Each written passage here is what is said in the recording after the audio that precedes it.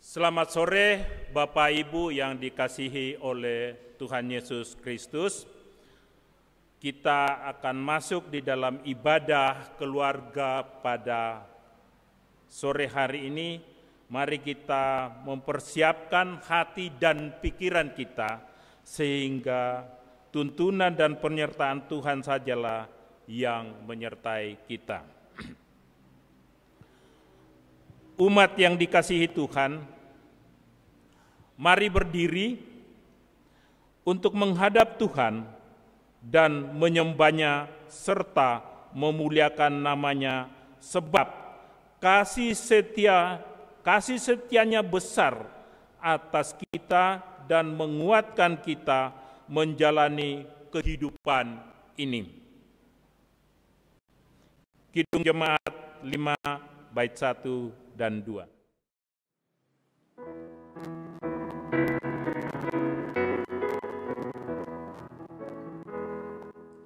Tuhan Allah namamu, kami puji dan maksudkan isi dunia sujud di hadapan-Mu ya Tuhan, balas soda menyembah Tiga Khalik semesta.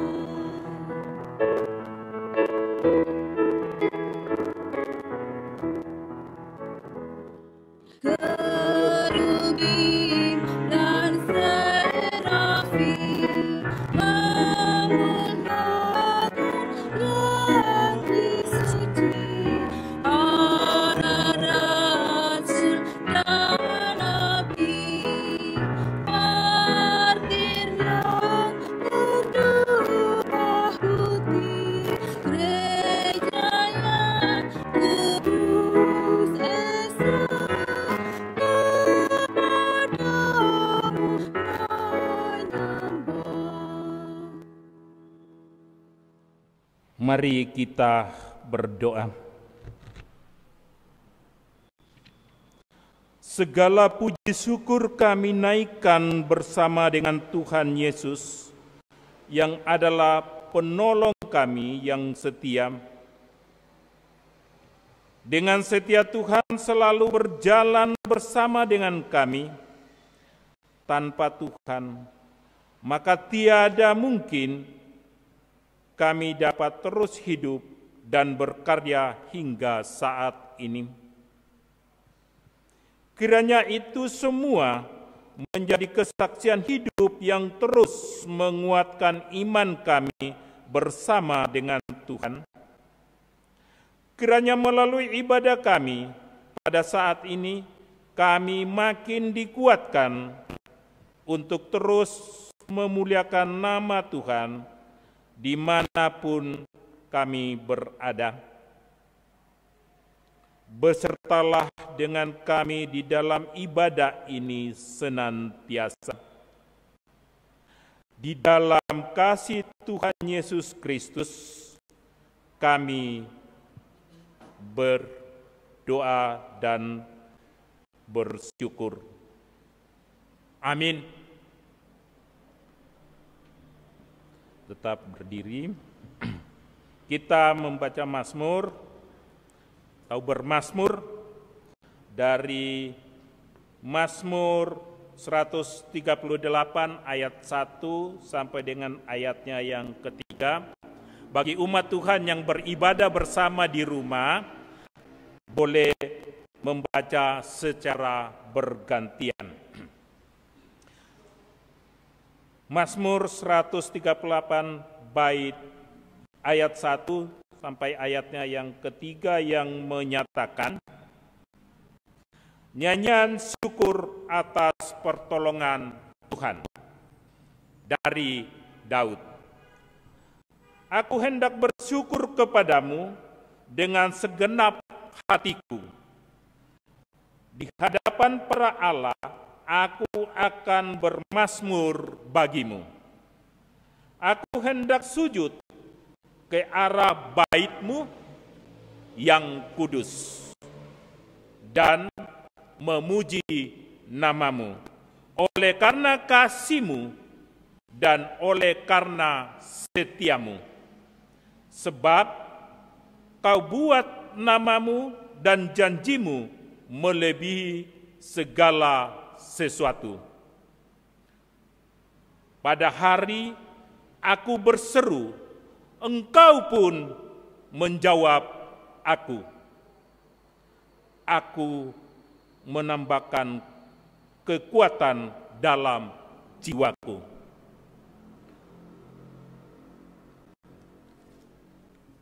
Kidung Jemaat 216 bait 1 dan 2.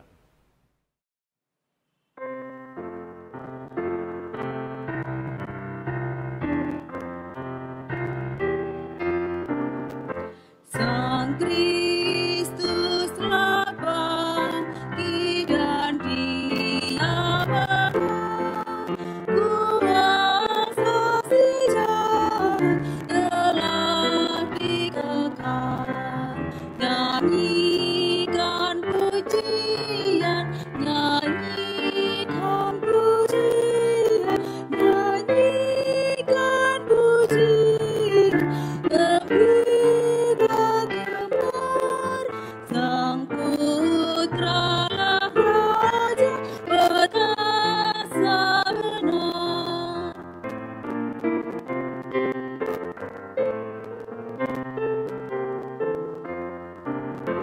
Di manakah kini kuasa-Mu harap, sengat-Mu terjauh menang putra Daud. Nyanyikan pujian, nyanyikan pujian, nyanyikan pujian. Gembira gemar, Sang Putra lah Raja perkasa benar.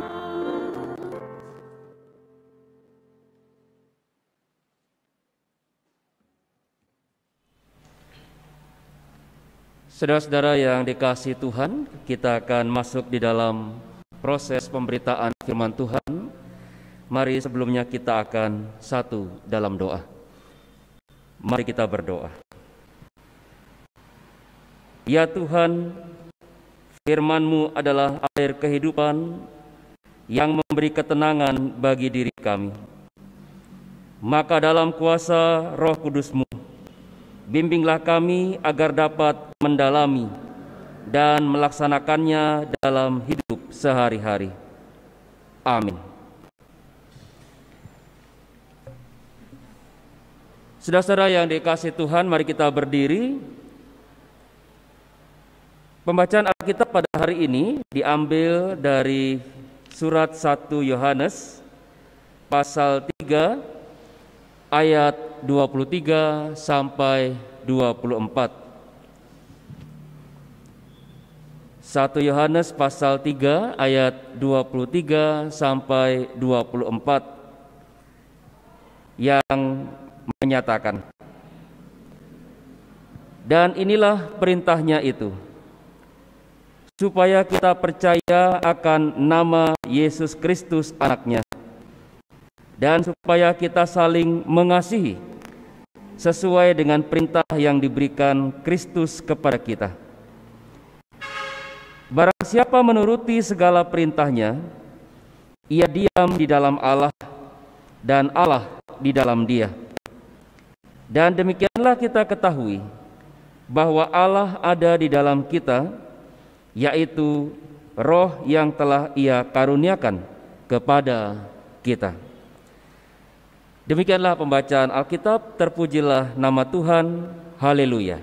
Haleluya, haleluya, haleluya. Dipersilakan duduk kembali.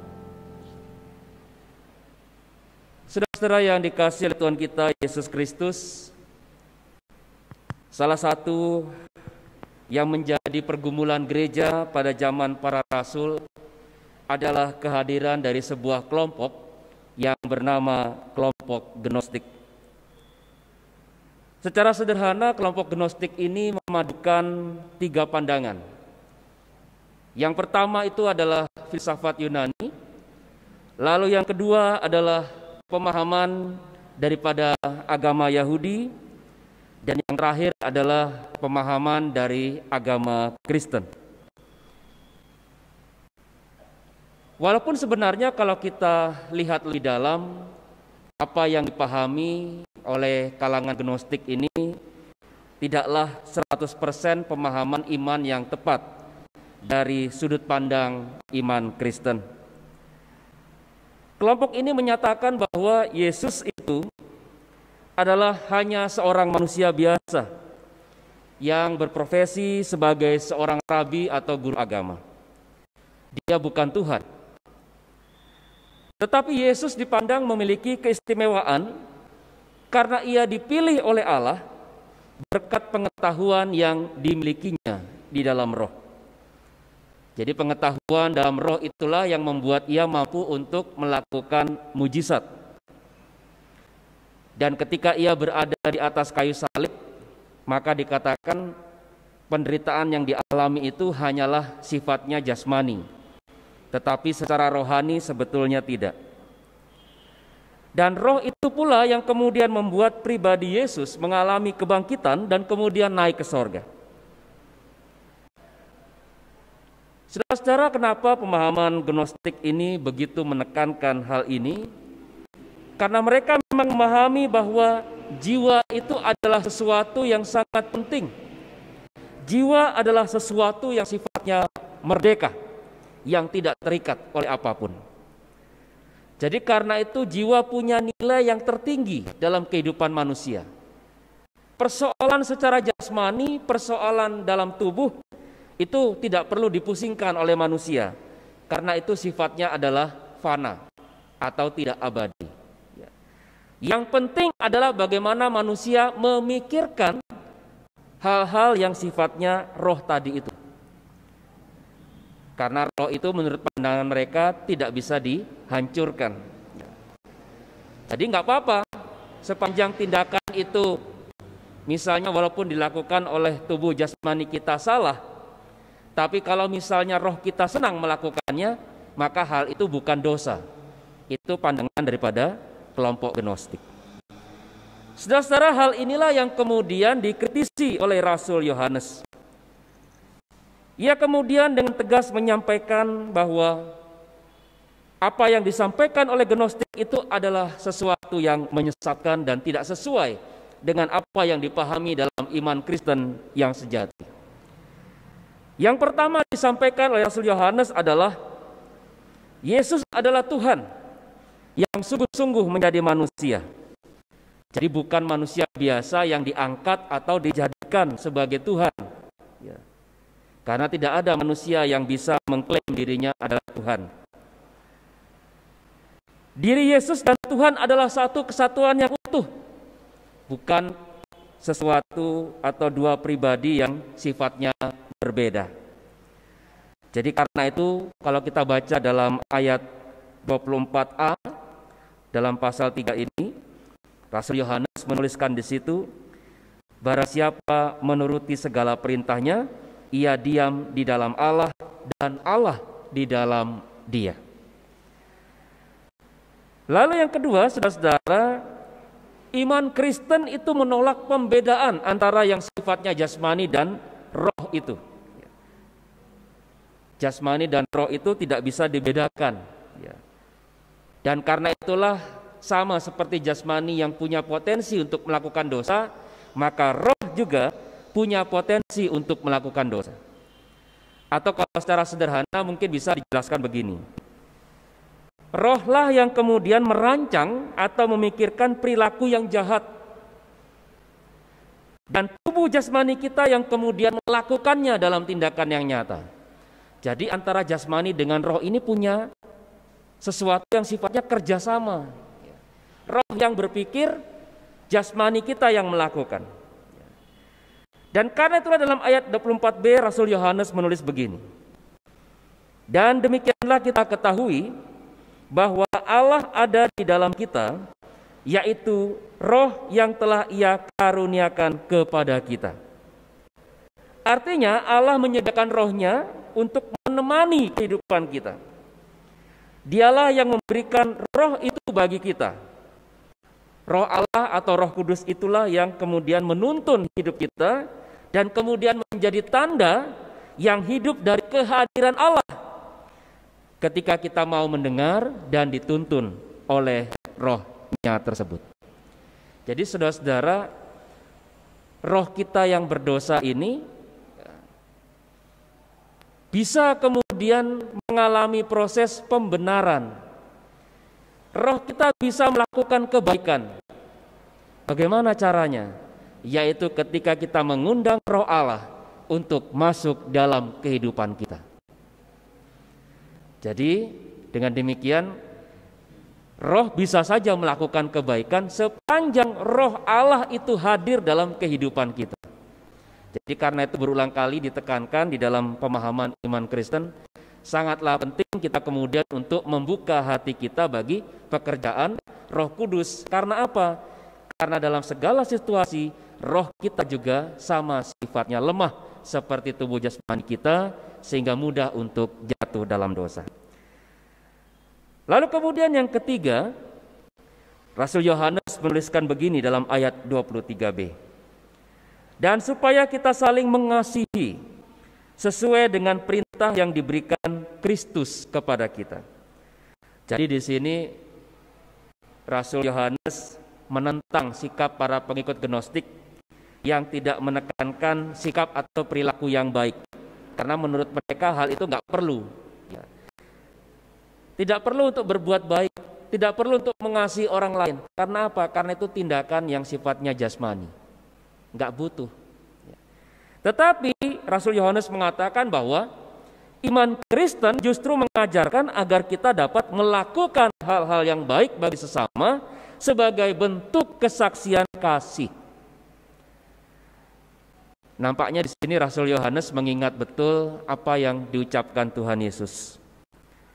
Ketika waktu itu disampaikan, kasihilah Tuhan Allahmu dengan segenap hatimu, dan dengan segenap jiwamu, dan dengan segenap akal budimu. Dan kasihilah sesamamu manusia seperti dirimu sendiri. Dalam prinsip ini, kasih kepada Allah dan kasih kepada sesama dilihat sebagai satu sikap iman yang tidak boleh ditempatkan dalam kedudukan yang terpisah atau yang bertingkat. Jadi tidak berarti bahwa mengasihi Allah itu lebih penting daripada mengasihi sesama. Ya. Atau sebaliknya, misalnya mengasihi sesama jauh lebih penting daripada mengasihi Allah. Dua-duanya harus ditempatkan dalam satu kesatuan iman. Ya. Jadi kita tidak mungkin mengasihi Allah tanpa mengasihi sesama, dan kita tidak mungkin mengasihi sesama tanpa mengasihi Allah. Ya. Saudara-saudara yang dikasihi Tuhan, hal penting yang mau disampaikan dalam firman Tuhan pada saat ini adalah kita diajak untuk belajar secara khusus dari poin yang ketiga tadi, prinsip mengasihi sesama manusia. Kita diajak untuk melihat bahwa prinsip kasih yang diajarkan Kristus adalah sebuah bagian yang tidak terpisahkan dari tanggung jawab iman kita. Kasih itu adalah kasih yang universal sifatnya. Artinya ia melampaui batas-batas suku, agama, keyakinan, wilayah, dan segala macam sekat yang mungkin dapat menghalangi praktek kasih. Hal ini tentu membuat kita teringat pada kisah tentang orang Samaria yang baik hati. Saat itu ada seorang Yahudi yang baru saja dirampok dan ia mengalami luka yang parah. Ia tidak mendapatkan perhatian kasih dan pertolongan yang diharapkan datang dari orang-orang Yahudi yang lewat. Mereka hanya lewat begitu saja. Mereka tidak mau memberikan perhatian dan tidak mau menolong. Pertolongan kasih justru kemudian muncul dihadirkan oleh seorang Samaria yang selama ini justru malah dibenci, dikucilkan, dilecehkan dan dihina oleh orang Yahudi. Jadi ini tentu adalah sebuah kenyataan yang sangat ironis, ya.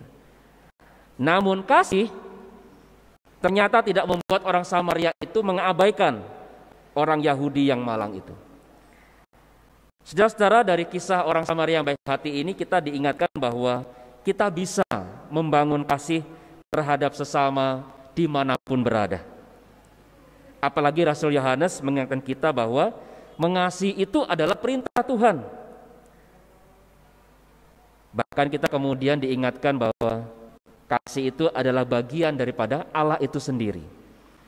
Makanya kita kemudian lalu teringat lagi pada bagian firman Tuhan yang lain, Yohanes 3 ayat 16. Karena begitu besar kasih Allah akan dunia ini, sehingga ia telah mengaruniakan anaknya yang tunggal, supaya setiap orang yang percaya kepadanya tidak binasa, melainkan memperoleh hidup yang kekal. Kasih Allah itulah yang kemudian membuat kita bisa meraih kehidupan. Setiap hari Tuhan memberikan kita nafas hidup. Kasih Allah tidak hanya hadir ketika kita menerima makan dan minum. Kasih Allah tidak hanya sekedar hadir pada saat Ia melindungi kita, tetapi kasih Allah di sini dinyatakan ketika Ia ingin menyelamatkan hidup kita dari ancaman hukuman yang kekal, dari neraka akibat dosa-dosa yang kita lakukan. Kasih Allah yang nyata kepada kita inilah yang sepatutnya menjadi sebuah inspirasi agar supaya kemudian kita dapat melakukan praktek kasih yang sama kepada sesama. Saudara-saudara, mengasihi sesama dalam prakteknya memang sulit. Tetapi sebagaimana yang disampaikan oleh Rasul Yohanes, Allah menyediakan bagi kita Roh Kudus untuk memampukan kita. Masalahnya adalah apakah kita kemudian mau untuk dituntun oleh Roh Allah itu. Apabila kita tidak mau dibangun dalam Roh Allah itu, maka iman dan kasih pasti tak akan dapat berkembang dalam hidup kita. Tetapi jika kita mau hidup dalam Roh Allah, maka kita akan hidup seturut dengan kehendak Allah, bahkan dimampukan untuk mengasihi sesama dalam situasi dan kondisi apapun. Mari saudara-saudara, kita membangun kehidupan kita pada saat ini dengan senantiasa melakukan kebaikan dan kasih bagi sesama dimanapun kita berada, dan kita membangun kehidupan kita seturut dengan kehendak Roh Allah yang baik bagi hidup kita. Kiranya Tuhan Yesus memberkati dan menyertai kita semua. Amin.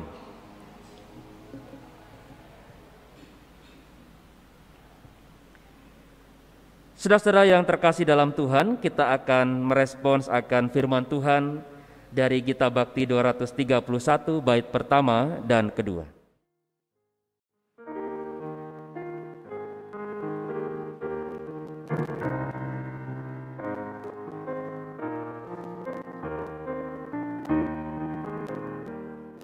Dalam kehidupan iman kadang badai menerjang, saat imanku lemah, Yesuslah andalanku. Biar waktu melenang, yakin adanya tetap bersamanya ku tangguh. Yesuslah andalanku.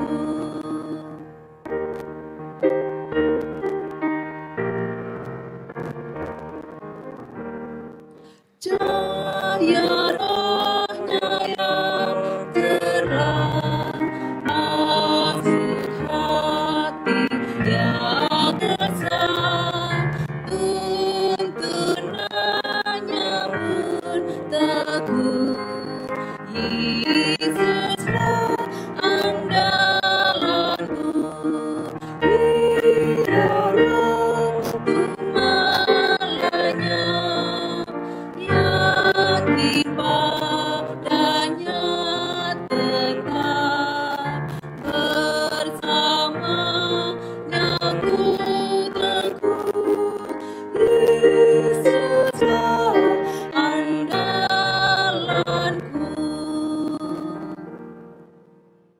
kasih Tuhan, mari kita masuk di dalam doa syafaat kita. Mari kita berdoa. Ya Tuhan Allah, kami senantiasa menaikkan ucapan syukur kami bersama-sama dengan Tuhan yang senantiasa memberikan bagi kami naungan kasih dan berkat yang senantiasa kami rasakan di dalam perjalanan kehidupan kami. Dalam suka dan duka, Tuhan adalah sahabat kami yang baik. Tuhan tidak pernah meninggalkan kami. Dan oleh karena itu, Tuhan adalah andalan kami dari dahulu, sekarang bahkan sampai selama-lamanya. Ya Tuhan, kami ingin berdoa dan menyerahkan di dalam kehidupan kami sebagai umat-Mu yang tidak pernah lepas dari berbagai macam pergumulan dalam kehidupan kami. Kami ingin berdoa menyerahkan ya Tuhan segala beban pergumulan yang kami alami dan kami rasakan pada saat ini. Baik kami yang tengah mengalami pergumulan di dalam sakit penyakit, kami yang tengah mengalami pergumulan di dalam kehidupan pekerjaan kami, kami yang mengalami pergumulan di dalam kehidupan rumah tangga kami yang tengah mengalami pergumulan di dalam kehidupan kami bersama dengan anak-anak yang kami kasihi. Kami berdoa untuk pergumulan yang tengah kami alami. Di tengah-tengah kesulitan ekonomi yang kami rasakan. Ya Tuhan, kami berdoa dan menyerahkan semua beban pergumulan kami. Karena kami yakin dan percaya bahwa kuasa Allah yang hidup akan senantiasa menaungi kami. Secara manusia sangatlah sulit untuk dapat menyelesaikan berbagai macam pergumulan ini. Tetapi kami tetap percaya bahwa kuasa Allah senantiasa lebih besar dan melampaui segala sesuatu beban pergumulan yang kami alami. Kami berdoa juga dan menyerahkan ya Tuhan, di dalam proses persekutuan gereja Tuhan pada saat ini, baik yang saat ini sudah mulai berjalan dalam proses tatap muka secara terbatas, ataupun juga yang masih kami laksanakan di dalam daring. Ya Tuhan, kami berdoa biar kiranya dalam semua proses pelayanan itu, persekutuan kami dengan Tuhan, bahkan juga pertumbuhan kehidupan iman kami bersama dengan Tuhan terus akan meningkat dan bertumbuh di dalamnya. Ajarkan kami ya Tuhan untuk senantiasa memuliakan nama Tuhan. Ajar kami untuk senantiasa setia dan taat dalam melakukan berbagai perintah Tuhan. Ajar kami untuk senantiasa menggali kebenaran firman-Mu dan senantiasa menaikkan doa kami dalam setiap waktu. Kami serahkan persekutuan kami pada saat ini ya Tuhan. Biar kiranya Tuhan Yesus senantiasa juga menyertai dan membangun kehidupan persekutuan kami. Bahkan juga secara khusus kami yang hadir dalam kehidupan jemaat Tuhan, Jemaat GPIB Pelangi Kasih Lawang. Kami juga ingin berdoa dengan berbagai dampak akibat pandemi COVID-19 pada saat ini ya Tuhan. Biar kiranya Tuhan juga senantiasa membentengi kehidupan kami. Jauhkanlah kami ya Tuhan dari kehadiran virus COVID-19 ini. Kami rindu bahwa kami tetap ada dalam keadaan tubuh yang sehat, sehingga kami tetap dimampukan untuk melakukan berbagai macam aktivitas dalam kehidupan keseharian kami. Kami ingin berdoa ya Tuhan juga menyerahkan segala sesuatu upaya untuk mengatasi pandemi ini, secara khusus juga untuk vaksinasi pada saat ini ya Tuhan. Biar kiranya Tuhan menjaga proses kelancaran distribusi yang ada, sehingga nantinya ya Tuhan proses vaksinasi ini tidak akan terhalang. Kami berdoa juga untuk setiap tenaga medis dan relawan yang bekerja. Tuhan biar kiranya juga memberkati mereka, melindungi mereka, menyertai mereka, sehingga saat mereka bekerja merawat orang-orang yang tengah terpapar, mereka juga boleh tetap ada dalam kasih dan naungan Tuhan. Kami berdoa juga dalam kehidupan bangsa dan negara kami ya Tuhan. Biar kiranya Engkau juga memberkati agar supaya bangsa dan negara kami terus semakin dipulihkan terus semakin dikuatkan dan senantiasa ada di dalam perlindungan dan keamanan. Kami berdoa untuk setiap konflik yang ada di beberapa tempat. Saudaraku, kami juga ingin mendoakan untuk saudara-saudara kami yang ada di Papua. Tuhan kiranya juga yang senantiasa hadir untuk menghadirkan damai sejahtera dalam kehidupan mereka, sehingga kiranya mereka tetap ada dalam sukacita bersama dengan Allah. Dan senantiasa dalam sukacita bersama dengan Allah mereka dituntun dalam hikmat untuk dapat melakukan hal-hal yang benar dan baik, bukan sesuai dengan apa yang mereka inginkan, tetapi semata-mata seturut dengan apa yang Allah kehendaki bagi kehidupan mereka. Terima kasih Allah Bapa di sorga, kami menyerahkan seluruh proses kehidupan kami di masa yang akan datang. Tuhan kiranya juga memberkati kami. Bahkan Tuhan juga kiranya menyertai kami yang boleh mengambil bagian dalam proses pelayanan pada saat ini. Baik kami sebagai presbiter yang melayani, secara khusus untuk Bapak Diakon Jan Paulus Kendek yang boleh melayani sebagai liturgos dalam ibadah ini, maupun juga untuk organis, pemandu pujian, dan juga kameramen. Tuhan kiranya juga memberkati dalam kehidupan pelayanan kami. Terima kasih ya Tuhan Yesus. Inilah doa dan permohonan yang kami naikkan. Semua mau kami bawa dalam satu nama, yaitu Tuhan kami Yesus Kristus, yang telah mengajar kami berdoa bersama-sama. Bapa kami yang ada di sorga, dikuduskanlah namamu, datanglah kerajaan-Mu, jadilah kehendak-Mu di bumi seperti di sorga. Berikanlah kami pada hari ini makanan kami yang secukupnya, dan ampunilah kami akan kesalahan kami, juga mengampuni orang yang bersalah kepada kami. Dan janganlah membawa kami ke dalam pencobaan, tetapi lepaskanlah kami daripada yang jahat.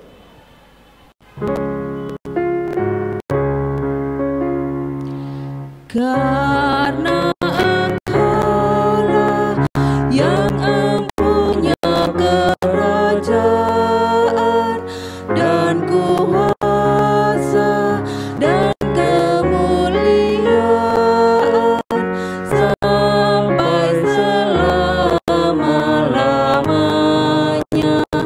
Amin. Mari kita memberikan persembahan kepada Tuhan dengan mengingat nas Alkitab dalam 2 Korintus 9 ayatnya yang ke-7 yang mengatakan, hendaklah masing-masing memberikan menurut kerelaan hatinya, jangan dengan sedih hati atau karena paksaan, sebab Allah mengasihi orang yang memberi dengan sukacita. Tuhan Yesus memberkati persembahan yang kita berikan. Kidung Jemaat 403 bait 1 dan 2.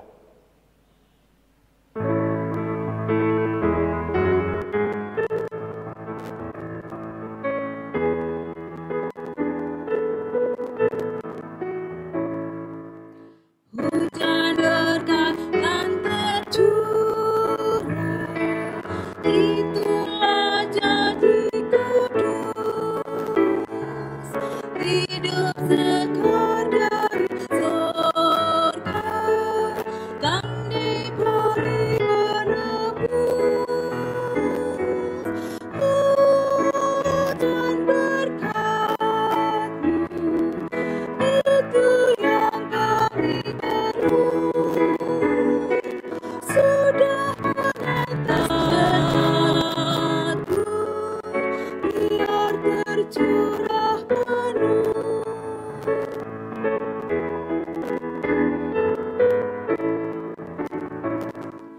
Hujan berkat dan tercurah, hidup kembali sekar di atas bukit dan lurah, bunyi derai terdengar.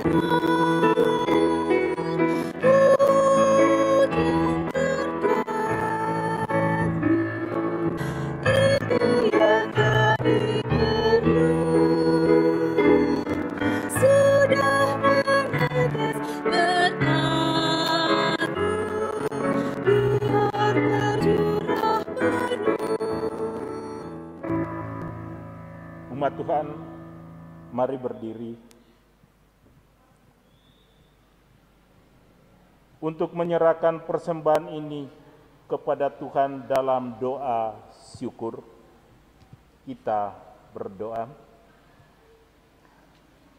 Tuhan, sumber berkat dan kehidupan, kami datang dalam ungkapan syukur sambil membawa persembahan ini di hadapan-Mu. Berkatilah apa yang kami persembahkan ini untuk dapat memuliakan nama Tuhan. Dalam nama Tuhan Yesus, kami telah berdoa dan mengucap syukur. Amin. Saudara-saudara yang dikasihi Tuhan, dalam posisi tetap berdiri kita dengarkan amanat pengutusan. Tuhan memanggil kita untuk memperoleh berkat dari pendengaran akan firman-Nya, dan Dia juga mengutus kita untuk menjalani kehidupan setiap hari sesuai dengan kehendak-Nya. Oleh karena itu, marilah dengan damai sejahtera Tuhan kembali dalam kehidupan kita dan lakukanlah firman Tuhan yang telah kita renungkan. Gita Bakti 231 bait yang keempat.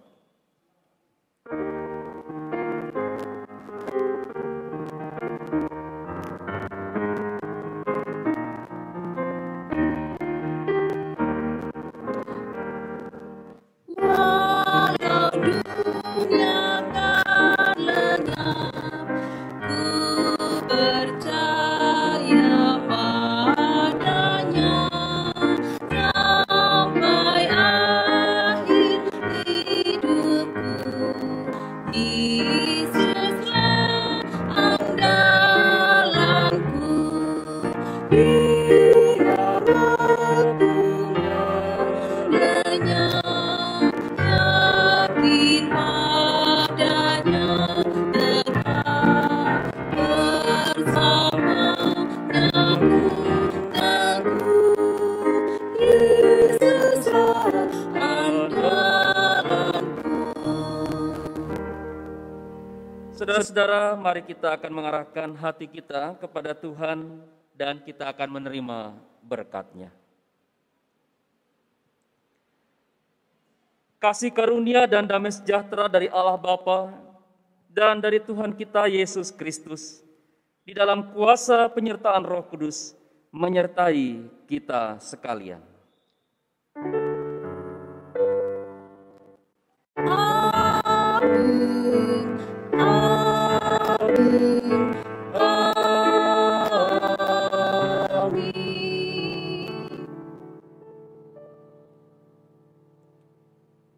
Tuhan Yesus memberkati kehidupan kita semua.